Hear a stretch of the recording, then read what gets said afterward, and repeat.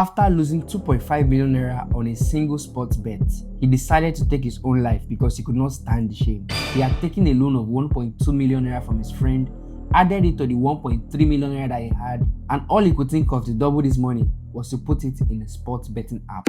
He was under pressure, he had no job, so he staked the entire 2.5 million naira on one game, hoping and praying that he was going to win. But he lost. And so he took a drastic decision. He sent a letter to his boss, and I quote, "The only option is to end my life as I cannot live with this shame. I have turned into a gambler because of no job. And right now, I am at a point, if I don't redeem my debt, I might kill myself to pay the debt." He then went live on social media. His friends saw him and at first they thought it was a joke. By the time they realized it, it was too late. His name was Chukwuma Onoh. Sadly, we bear the same name. My name is Toby Chooks. I'm Africa's biggest brand storyteller, and today we are going deep into one of the most uncomfortable money conversations in Nigeria right now: sports betting, online gambling, the culture of money, and what it is really costing this generation. According to the Executive Secretary of the Nigerian Lottery Trust Fund, in 2023, over 65 million Nigerians were actively gambling, and about 14 million bets were placed every single day. An average of $15 a person going into these platforms. This is almost $1 billion leaving the pocket of people who claim they don't have money and going to the pockets of these betting companies every single month. Most of these companies are not even Nigerian owned. All of these statistics that I just gave are only for those who place bets online. We're not even counting the number of shops available, the paper slips, the Baba Ijebu kiosks, the virtual games, and the casino apps. Nigeria has become one of the largest sport betting markets in the entire African continent, and the industry is growing fast because the economic condition that drives people into gambling is even getting worse by the day. Now, let me ask you something. The next time you're in a city like Lagos, or Abuja, or Enugu, or Benin, or Port Harcourt, I want you to do something for me. Observe where all these betting shops are. If you're in Lagos, go to Mushin, go to Oshodi, go to Agege. You start counting betting shops like churches. You find one in every 100-meter distance, regardless of the brand. Some of them open before 8 a.m. and run until midnight. Now drive to Ikoyi, Victoria Island, Banana Island. Tell me how many of those shops you find there.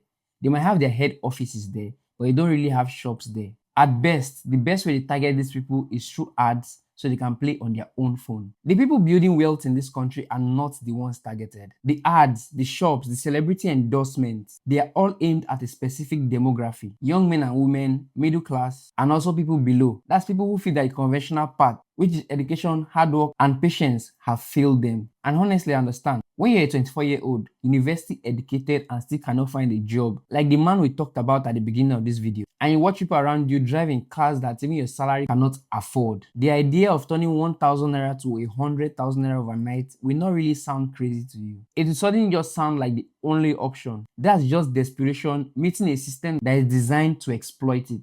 So who exactly is winning from all of this? Because the money that you place on those bets, they don't just magically disappear. It goes straight to those betting companies, and these are no small operations. Each of these platforms is worth over $100 million, and some, they are worth far more. They have offices, developers, marketing team, legal team, lobbyists, and you just name it. And here's how they keep money flowing in: influencers. Research has shown that most Nigerian entertainers, I'm talking comedians, skit makers, social media personality with millions of following, are actually being paid between 200,000 naira to 2 million naira for a single post. One post that their followers can easily lose their rent money over. Think about it for a moment. The same influencers that post about how they grind, how they are successful, those same people are being paid to point you towards a platform that statistically take more money than they give back. And sadly, it works. Because when you see someone with millions of followers post a winning ticket, or tells you at the middle of a funny skit that if you're enjoying this skit, use the link in my bio and you get 300% bonus, your brain just suddenly sees possibility, like buying a Lambo. Psychologists call this the vulnerability bias. We remember the wins we hear about, but we don't remember or we don't see the losses that quietly destroys people. The man posting his 2 million naira payout is not showing the 4 million naira that he has put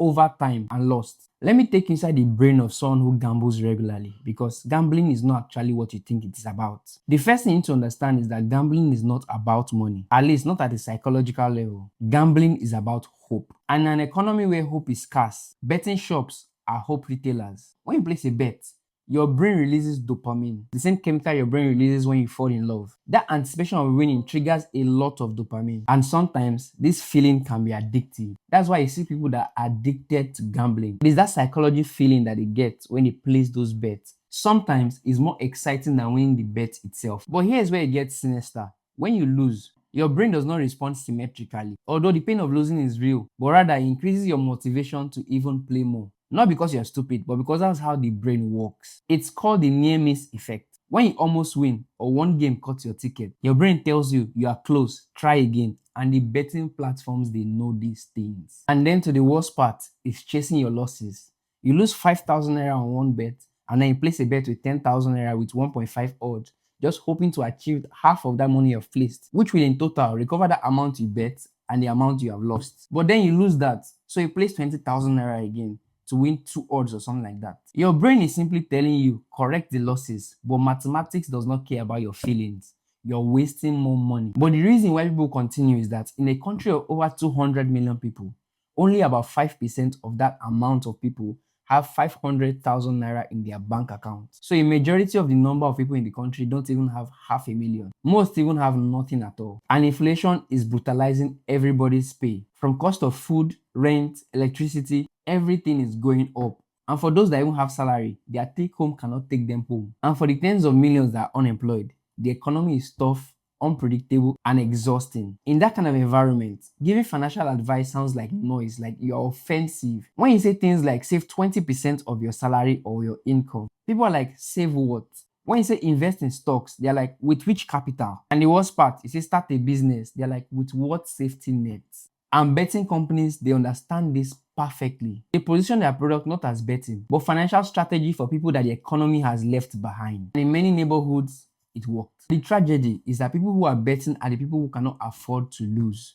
Imagine a student betting their school fees, or a business person betting their tomorrow's capital. So let me give you something different, and this is not a lecture, but a step-by-step guide for you to come out of this. I want you to imagine, just imagine what will happen if you take that amount of money you put into the gambling platform every single week and redirected it into something else. Let's say, for example, you gamble 1,000 naira in a day. That's 30,000 naira every month and 365,000 naira every year. That's actually not small amount of money, because for some other people, that is startup capital for a small trade or a service business. That's the difference between having financial options and having none at all. Now, 365,000 naira is good. But what if you put that money into a high-yield savings account? For example, there are platforms like PiggyVest and CarryWise. Fintech platforms like this were designed to help people save. And this is not even an advert for them, but I've been using PiggyVest since about 2018 or something like that. Just in case you want to create an account, I've put a link in the description. Just click on it and sign up from there. With these platforms, you can automate your savings and even lock your money until a certain time when you need it. Now, this is not big money, but compounding growth or money you'd have handed to betting platforms, I think this is wiser. So what happened at the end of 365 days when you gamble versus when you saved and or invested? If you gambled, your account will be negative because statistically, the house always wins. But if you save the money with a high yield savings investment, your money grows, and from this you can build an emergency fund. And that creates real options. Now to the psychological effect. You keep chasing losses, you have spiral effect, you are stressed, and many other things happen. But when you save or invest, you build confidence, you have security, and you begin to gain momentum. After 1 year of gambling, you are most likely at the place where you started, if not negative. But with savings, you have 365,000 naira plus interest, and you now have the savings habit. But then again, I want you to go beyond savings, because some of you are entrepreneurial. Let's talk about what 365,000 naira can actually do in the Nigerian economy. First, you can start a food business, or a small logistics operation, or a fashion brand. Because a t-shirt originally cost about 7,000 naira in the retail market. Imagine you're buying that at 5,000 naira to sell at 7,000 naira, and you have about 1,500 naira or more as profit. 365,000 naira will be able to buy you a little less than 100 t-shirts, and that way you can keep flipping it for profit. You can start a cleaning business, mini importation business. I'm not telling you what can happen. I'm telling you things that already exist, people in your city are currently doing. The difference between a bet and a business is that a bet gives you one chance, one outcome, but a business gives you compounding series of chances from which you get better and you improve and learn. Wealth is not jackpot. Wealth is a direction, and you work it one decision at a time. Those people in wealthy neighborhood, they built it from business that took years to mature, from properties that were bought when it was still very affordable, from saving consistently when the income was small, investing in skills, networks, and assets that grew over time. So the reason you don't see those bet shops in wealthy neighborhood is not because rich people don't enjoy taking risks. It's because they understand the fundamental truth that betting culture tries to obscure. The only game that is truly in your favor is the long-term one. This is not about discipline as a moral. It's telling you that if you are still gambling, then you're weak. And the system you are playing in is designed against you. An awareness like this is the first step to playing a whole different game. So ask yourself this question and even write it down if you feel the need to. What does financial freedom actually look like for you? I'm not talking of someone else's life, like for your own life. What would life look like when money is no longer a source of anxiety? Number 2, what are the daily habits that move you closer to that picture? And what are also those habits that move you further away from that picture? Number 3, if you could send a message to yourself 5 years from now, what would you want that version of yourself to have done differently starting today? Now, these questions are not comfortable, but these questions are the things that separate people who stay in the same place financially for decades from people who move forward. The system is not your friend, but knowledge is. And the decision to redirect a small amount, even if it is 5%, that is not a small decision. It is the beginning of a different story. So start small, track it, and watch it grow. And tell somebody about it, because this kind of progress becomes faster when you begin to tell people about your progress. So let me ask you a final question. If you redirected the money you spent on gambling last year alone into something that is actually built for the future, what exactly will you do with that money? Drop your answer in the comments. I read every single one of them.